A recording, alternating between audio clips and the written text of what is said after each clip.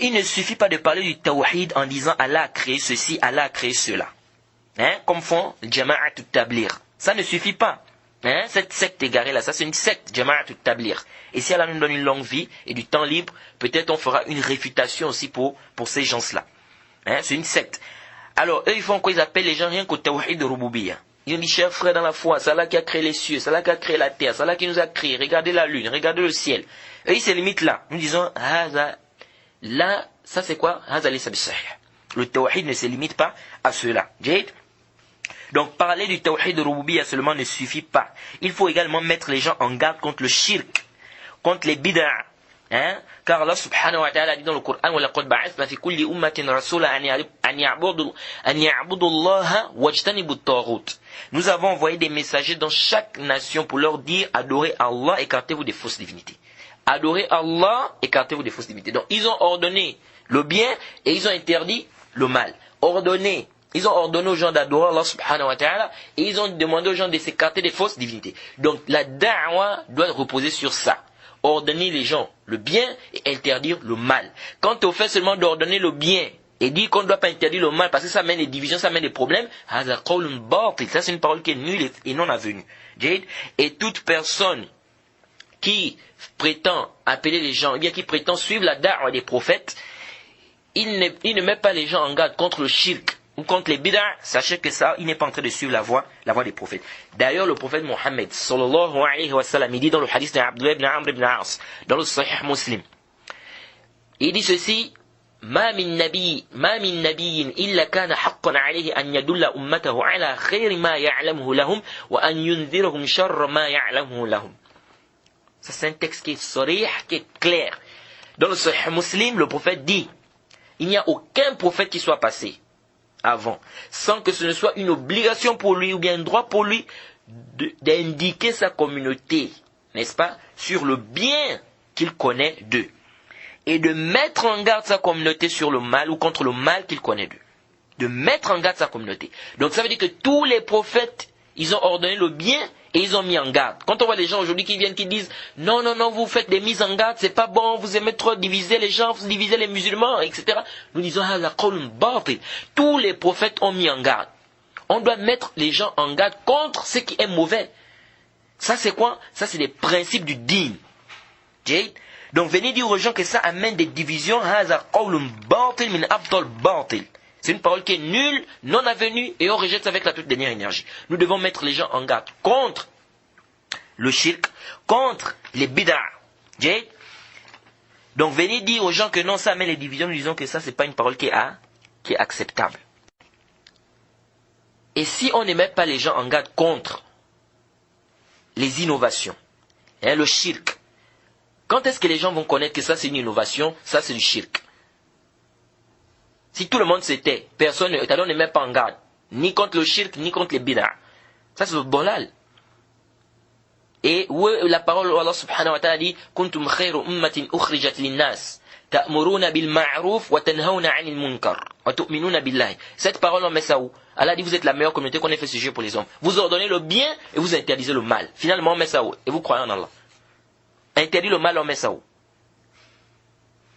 Donc il faut que la personne puisse savoir, puisse connaître ce qui est mauvais. C'est pourquoi un poète disait, et le Cheikh Albani l'a rappelé ça une fois, je pense dans son livre Ahkam al-Jana'iz, qu'un poète disait quoi? Araftu sharra la li sharri walakin li tawaqihi wa man la ya'rif khayran min ash-sharri yaqa'a fihi. Il disait quoi? Je cherche à connaître le mal, pas pour le mal en lui-même, mais pour me préserver du mal. Car celui qui ne fait pas la différence entre ce qui est mauvais et ce qui est bien, il fait quoi? Il tombe à l'intérieur. Il tombe dans ce qui est mauvais parce qu'il ne fait pas la différence, il ne sait pas. Et ça, cette parole du poète-là est en parfaite conformité avec la parole de Huzaifa dans le Sahih, lorsqu'il a dit, كان الناس يسألون النبي صلى الله عليه وسلم عن الخير وكنت أسأله عن الشر مخافة أن يدركني. Il disait quoi? Huzaifa dit, les gens posaient la question au prophète Mohammed sallallahu alayhi wa sallam sur ce qui était bien.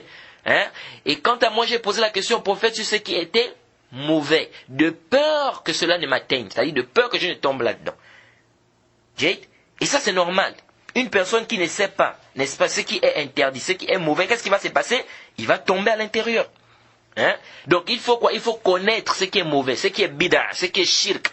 Donc on doit enseigner, on doit dire aux gens, ça c'est shirk, ça c'est bid'a, ça c'est shirk, ça c'est bid'a. Quand on fait de dire aux gens que non, ça amène les divisions, ça c'est une parole qui est batil, qui n'est même pas acceptable, et ça contredit les textes du Coran, de la Sunna, ça n'a pas de sens même. Donc on ne doit pas se limiter à enseigner les gens au Tawhid de Rububiyya. Tawhid de Rububiyya, tout le monde connaît ça.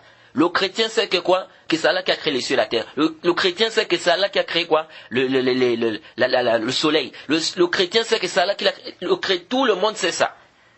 Jade? Donc ici, on ne peut pas se limiter à ça. Si tu viens maintenant, tu vois un chrétien, tu dis qui t'a créé, il va te dire quoi? Il va te dire que c'est Allah qui l'a créé. Tu lui demandes que bon, qui a créé le ciel? Il va te dire c'est Allah. Qui a créé la terre? Il va te dire c'est Allah. Il n'y a pas de problème dans ça. Là où il y a le problème, c'est quoi? C'est quand tu vas lui dire que il faut adorer Allah seul là. Il va te dire oui, j'adore Allah seul. Mais tu le vois, il adore qui?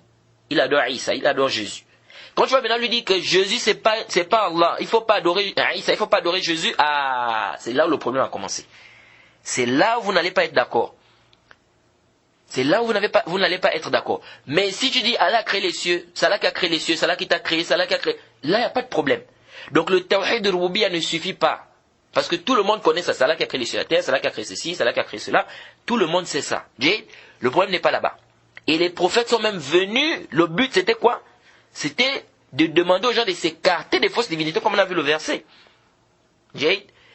Donc venir se limiter au tawhid de Rububiyya, comme font les jama'at du tablir. Chef dans la foi, c'est Allah qui a créé ceci, c'est Allah qui a créé. Parce que eux, leur da'wah, ils reposent sur ça.